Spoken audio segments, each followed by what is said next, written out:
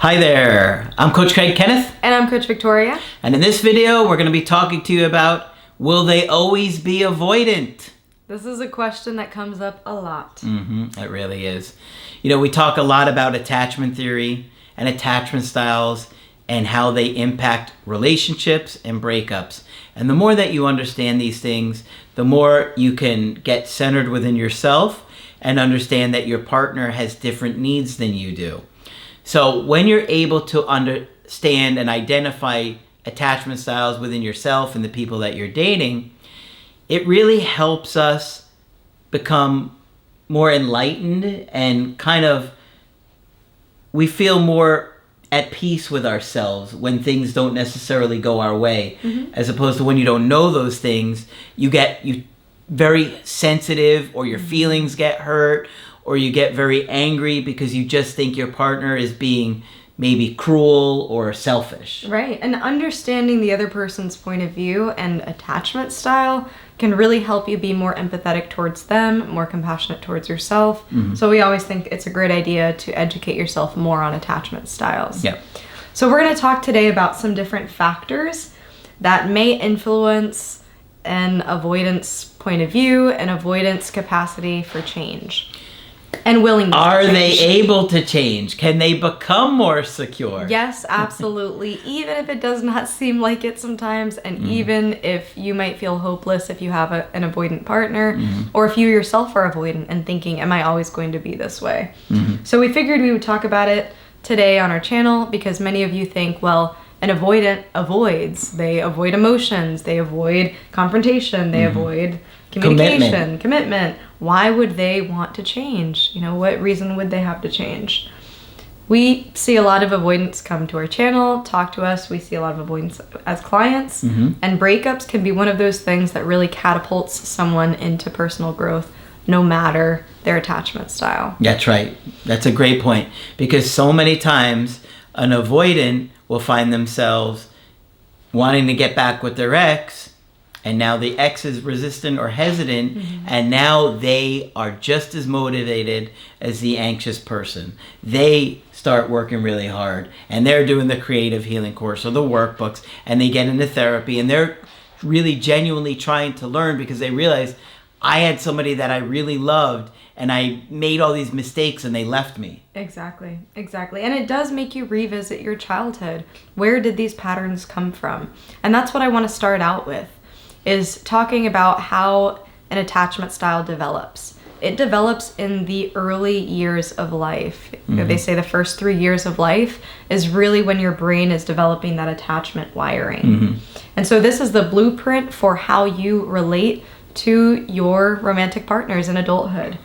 And these things can be strengthened by the experiences you have in adulthood. So normally there's a kid who develops an avoidant attachment style because their parents were unreliable. Maybe they experienced some form of neglect emotionally or otherwise. Abuse, a lot of times too.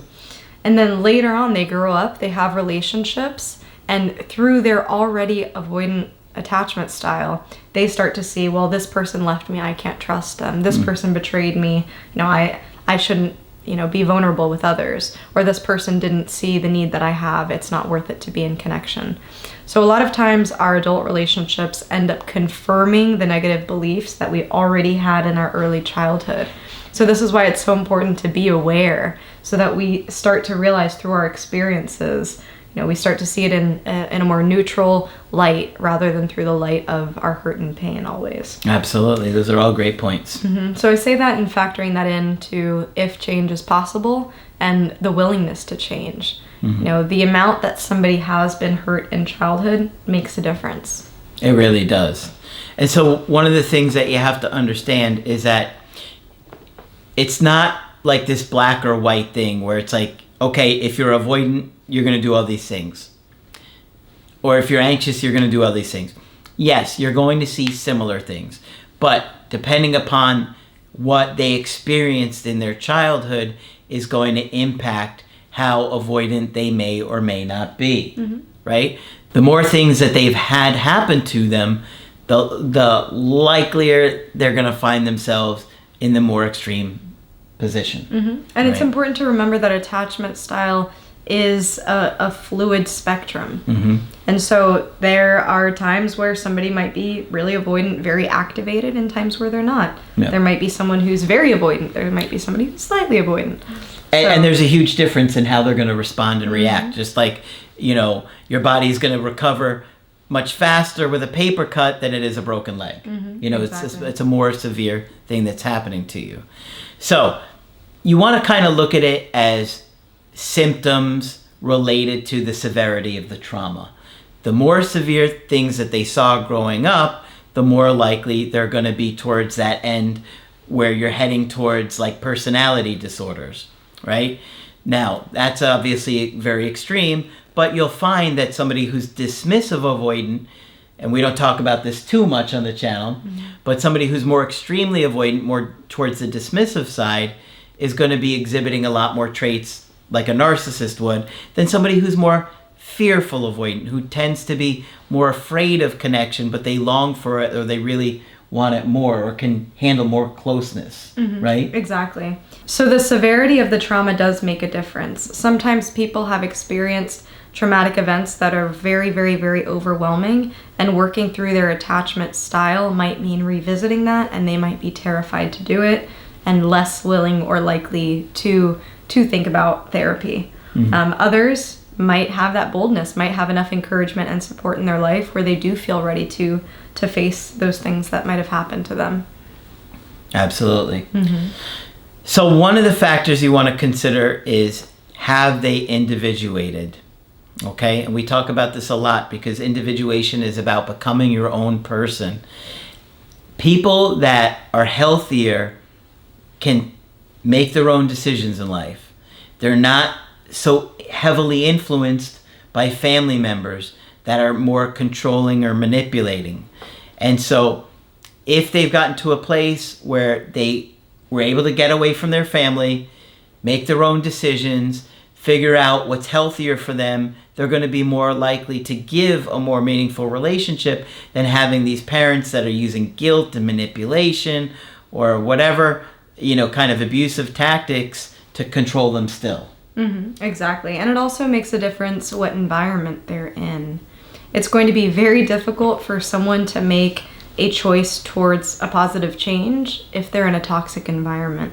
And this can mean maybe living with the family that made them avoidant, or in which they developed an avoidant attachment style. Or especially moms, if mom is still living there. It can be really hard because then they start to see, you know, your changes and start saying, okay, well, where is this coming from? You know, why are you being so vulnerable? You know, that's not allowed in this household or whatever it is. And so it can be hard to branch out when you're in that type of environment. Or also it could be a friend group. You know, maybe you're in a bit of an echo chamber of other people who are also avoidantly attached and very distrustful. And, you know, you start to talk about your relationships and you just get further confirmation about why it's not okay to connect or not safe to connect. It could also be work environments. You know, sometimes avoidants will dive straight into their work and not focus on anything else. Sometimes they'll be surrounded by other workaholics that validate, you know, that type of coping with whatever they're dealing with. So environments make a big difference too. I will say, if they are in an environment that is supportive, that does encourage empathy, that they can be vulnerable with the people around them, a lot of times they do have more of that support to go to therapy or to change or to, you know, be open to personal growth. The other thing that's worth talking about is, what if they're older in age? And I do get this question a lot of, maybe it'll be somebody in their midlife or in their, you know, older adult life, and they're saying, well, they've been avoidant for 50 years. Is this going to change? Can they change? And realistically, you know, we're talking about very deeply embedded patterns for decades, which is going to be a challenge. But if there's a will, there's a way. And there are a lot of studies now showing that older adults are very much capable of change, can be receptive to therapy, and that therapy can be really helpful. And that they do make changes, learn new things, develop new patterns and new behaviors. It might take them a little more time. And the other thing to consider there is that when you're older, you're further away from the trauma that you experienced. And so sometimes it's easier to be further away from the trauma that you had And, maybe at that point, your parents have gotten older and passed away, and so they're not, still causing havoc in your life or disrupting you. Maybe they've got all kinds of issues and you had to take care of them, and they were alcoholics or drug addicts or homeless, and you're constantly worried about them. So sometimes, those kind of things also make an effort or change a difference too. Exactly. So yes, even older adults who are avoidant can change. So keep that in mind. There is hope. There is. I know. It seems so dismal when we talk about avoidance. Yeah.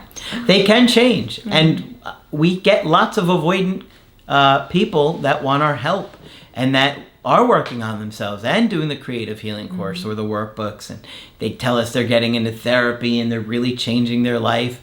And you can work on it and you can heal. It does take effort, but, people do want to do it. And they often realize, like, oh my gosh, I had somebody who treated me better than I've ever been treated before, and I ruined it because I didn't give them what they needed. I didn't show them enough love. And then they want to fix it. They want to do something about it.